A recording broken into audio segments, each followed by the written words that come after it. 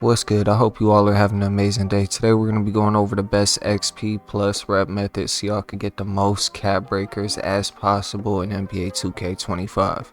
If y'all could drop a like, sub, get this video to 100 likes, it'd be very much appreciated. I got a whole bunch of videos on private and I'm going to start popping them out ASAP, so if y'all are ready for that, just let me know in the comments.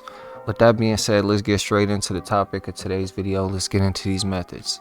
So the first thing I'm going to tell you is how I usually hit level 40 every season. This is going to kind of be like a no-brainer, but we'll get into more complicated stuff in a minute. So when the season usually first comes out, sometimes I buy the pass that gives you 10 level skips. That's depending on if they got a good thing that I want in there. Like, it's all based off the cosmetic for me, which is kind of crazy, but you know, like the Grinch one, and there's certain times where it'll drop something in the past and it'll get me to want to throw my bread at it. It's just the way I am. So with that being said, you know, 10 level skips, I usually start out the season playing rec because you get pretty much the most rep in rec and you get the most XP in rec. So if you start out the season playing rec all the way up until like level 20, 30, don't use any of your XP coins, then you just pop all of them when you hit level 20 or 30. Whenever it starts getting slow, then you'll just breeze through the rest, because usually once you hit level 20 or 30, you have about 20 XP tokens. Like last season with the Christmas promo and everything that they had going on, I had about 20 something. I had a lot of XP tokens at the end of the season. I didn't even use any of them. I hit level 40, didn't even use them. So when it comes to that, make sure you're using all your XP tokens, but wait until it gets to the slower time. I mean, that's the pretty obvious thing to do. Breeze through the easy levels, use the XP tokens on the hard levels. That'll make it go by 10 times faster. Now the next two things I'm going to tell you is for the people who don't really have a lot of teammates, because this isn't going to affect your park record and it's not going to be as stressful as doing, you know, rec with randoms or, you know, something of that nature. Okay. 1, proving grounds. 2, pro am. 3, starting 5. Starting 5, you could literally go in there by yourself, play by yourself. Doesn't really have its own record, you know, it's just something you could go in there, chill, get good rep in, get good XP in, and honestly it's not that bad. That is pretty much the first method. You're just going in there, it's like a my career game, you're playing against somebody else online that's controlling their team and you're just using your my player.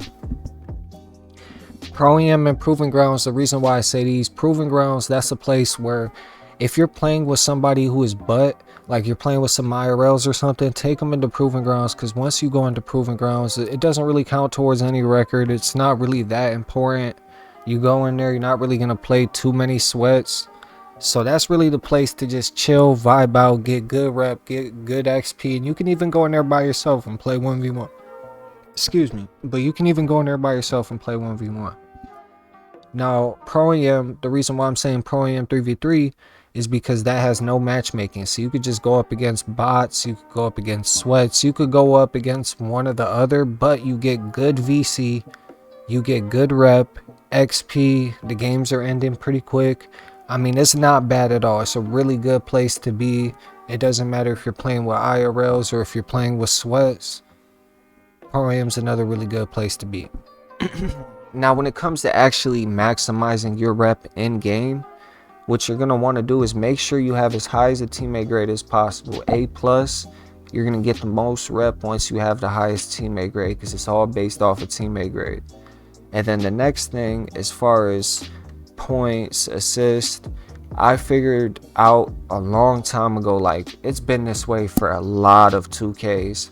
Once you hit about 6 assists in a park game, that's when it maxes out. So if you were to just sit there and get assists for every single point in the game, like throw a lob for every single point, it wouldn't matter if you threw as many as possible.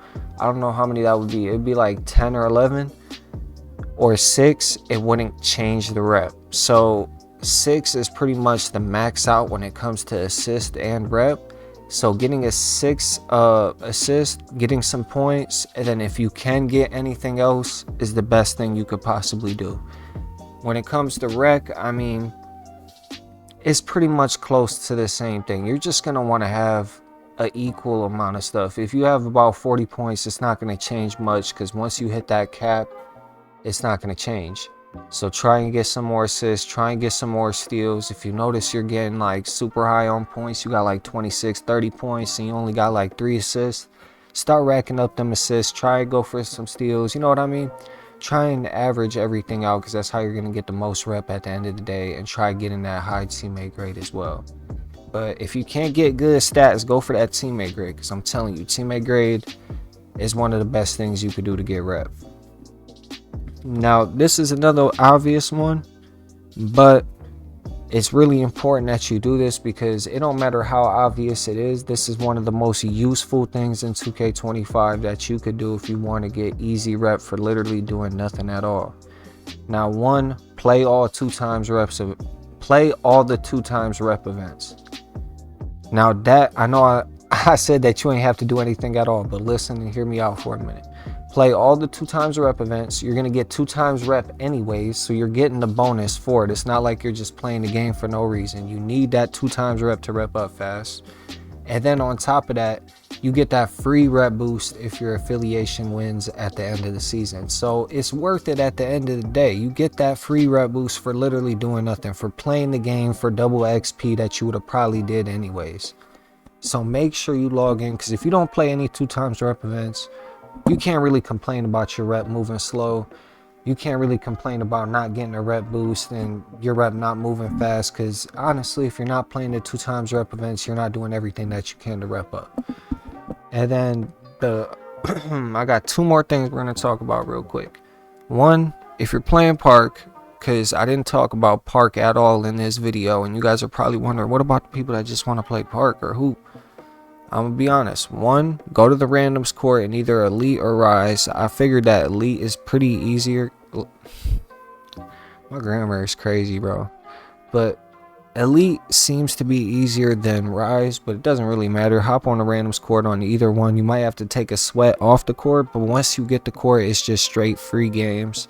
And then from there, when it comes to just calculating the rep and being able to be consistent with how much rep you get, you have to actually do some math with it. Now, I don't know if you went to school, if you're still in school, if you're paying attention or not, but I'm gonna try and break it down as simple as possible.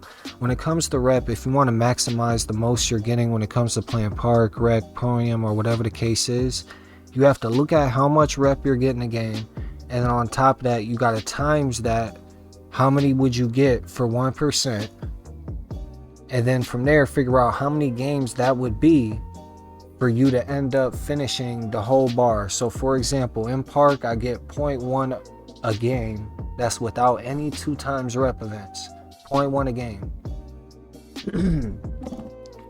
So with that being said, if you're getting 0.1 a game and you times that by 10, playing 10 games, you get 1%.